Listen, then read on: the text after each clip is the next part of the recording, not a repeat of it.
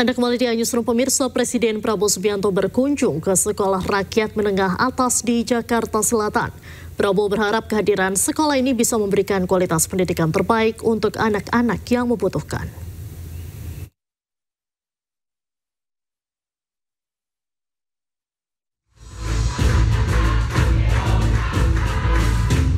Presiden Prabowo Subianto meninjau sekolah rakyat didampingi oleh Sekretaris Kabinet Teddy Indrawijaya, Menteri Sosial Saifullah Yusuf, dan Muhammad Nuh.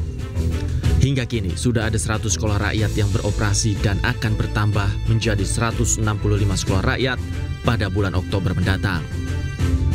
Saat meninjau sekolah ini, Presiden Prabowo berharap fasilitas yang dimiliki sekolah bisa menunjang pendidikan anak-anak secara maksimal.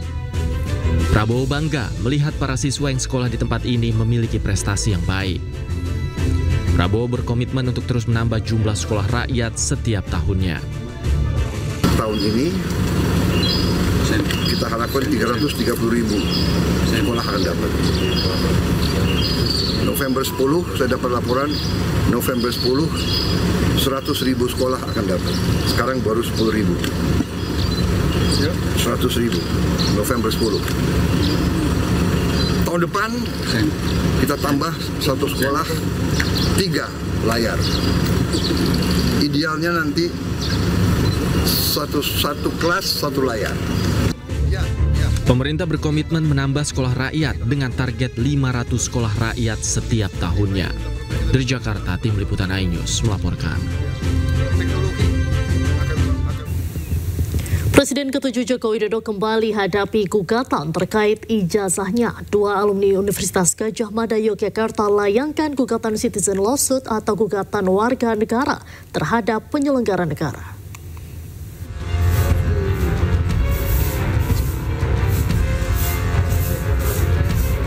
Dalam gugatan tersebut, 2 alumni UGM yakni Top Taufan Hakim dan Bangun Sutoto menempatkan Jokowi sebagai tergugat 1. Selain Jokowi, Rektor UGM Ova Emilia menjadi tergugat 2. Wakil Rektor Bidang Pendidikan dan Pengajaran Wening Udasmoro sebagai tergugat 3. Kepolisian RI sebagai tergugat 4 dan UGM sebagai turut tergugat. Untuk menghadapi gugatan ini, Jokowi menunjuk YB Irfan bersama tim sebagai kuasa hukumnya. Oleh Pak Jokowi, saya diminta untuk bertemu dalam rangka koordinasi dan konsultasi terkait dengan adanya gugatan CLS di Pengadilan Negeri Surakarta yang terdaftar dalam register nomor 211. Nah, terkait dengan gugatan tersebut, saat ini saya sedang melakukan analisis apakah gugatan yang diajukan oleh saudara Top Taufan melalui kuasa hukumnya Bapak Dr. Muhammad Taufik dan kawan-kawan memenuhi kriteria sebagai gugatan CLS. YB Irfan dan tim hukum menyatakan telah menerima surat kuasa dari Jokowi untuk menangani perkara ini. Dari Solo, Jawa Tengah, Septiantoro iNews melaporkan.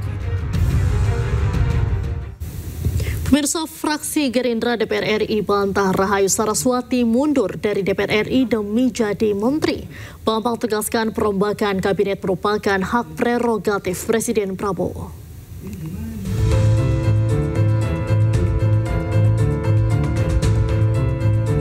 Sekretaris Fraksi Gerindra DPR RI Bambang Haryadi menjelaskan mundurnya Rahayu Saraswati sebagai anggota DPR untuk menjadi menteri merupakan isu dan spekulasi. Bambang juga menegaskan segala keputusan terkait kabinet merupakan hak prerogatif Presiden Prabowo Subianto. Sementara fraksi Partai Gerindra tak mencampuri urusan kepala negara.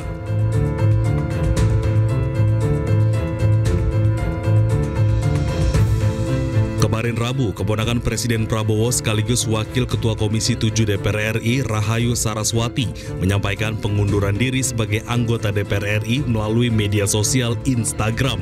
Rahayu mengungkapkan keputusan mundur dari DPR terkait pernyataannya dalam podcast Februari 2025 lalu yang dipotong dan viral pada Agustus 2025. Melalui pesan ini, saya ucapkan permohonan maaf yang sebesar-besarnya atas ucapan dan kesalahan saya.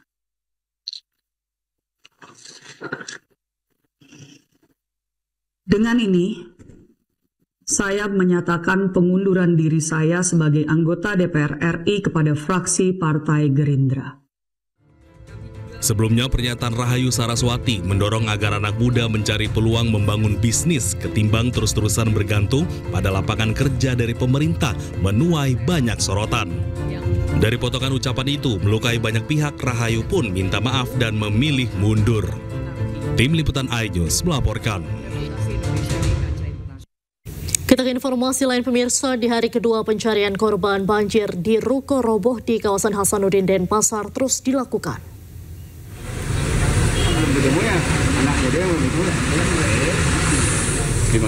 Di kantor wali Petugas gabungan terus cari dua korban yang diduga tertimbun bangunan ruko yang roboh akibat banjir. Mengantisipasi hal-hal tak diinginkan, petugas robohkan sisa bangunan untuk permudah pencarian.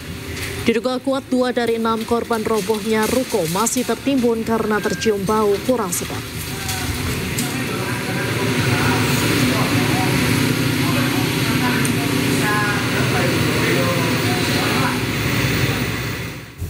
Dan untuk mengetahui lebih lanjut informasi terkini terkait banjir di sejumlah wilayah di Bali dan Nagekeo NTT, kami telah terhubung dengan Kepala Pusat Data Informasi dan Komunikasi Kebencanaan BNPB, Bapak Abdul Muhari. Selamat malam, Pak Muhari. Selamat malam, Mbak.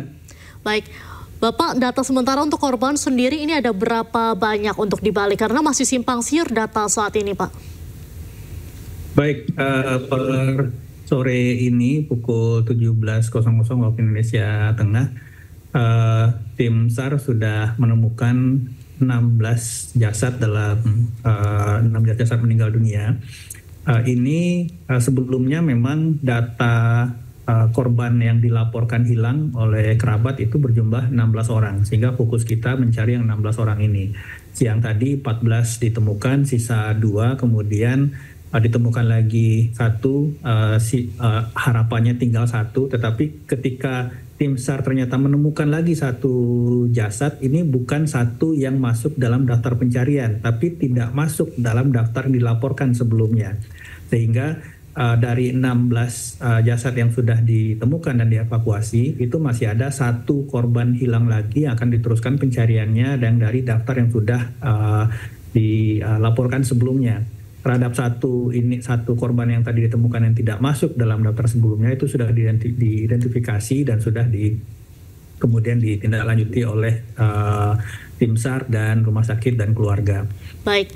Untuk di Nagekeo itu di NTT hingga saat ini sudah ditemukan 4 korban meninggal dunia dan sisa 3 yang masih dilakukan pencarian. Berbeda dengan Bali, karena Bali ini urban flooding, banjir yang terjadi di kota relatif alat perangkat personil lebih mudah untuk dimobilisasi, sedangkan di Nagekeo ini medannya lebih berat. Selain medan perbukitan, daerah ketinggian, ada debris batu-batuan yang kemudian menghantam turun ke bawah. Ini membutuhkan mungkin effort dan waktu yang lebih lama untuk bisa menemukan sisa 3 korban yang masih dalam pencarian.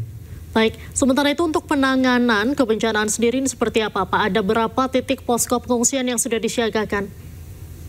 Sementara ini ada 4 titik pengungsian di Denpasar dan juga ada sekitar 4 titik di Gembrana. Untuk jumlah pengungsi sendiri, hasil pantauan Kepala BNPB yang sudah ada di lokasi dari tadi malam bersama kami juga, untuk jumlah pengungsi yang terdata hingga siang tadi yang sebelumnya mencapai 523 orang, itu per tadi siang itu sudah banyak yang kembali ke rumah masing-masing untuk melakukan pembersihan. Jadi memang didukung oleh kondisi cuaca yang tidak hujan pada hari ini, masyarakat kemudian memutuskan untuk kembali ke rumah dan upaya pembersihan ini didukung oleh 4 SSK personel TNI Polri, jadi sekitar 400 hingga 500 personil yang membantu masyarakat untuk melakukan pembersihan. Baik, terima kasih banyak Bapak atas waktunya sudah bergabung dengan iNewsroom. Salam sehat selalu Bapak.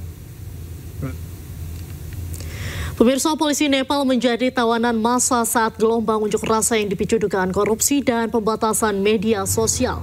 Informasi selengkapnya kami hadirkan usai jeda. Tetaplah di Newsroom.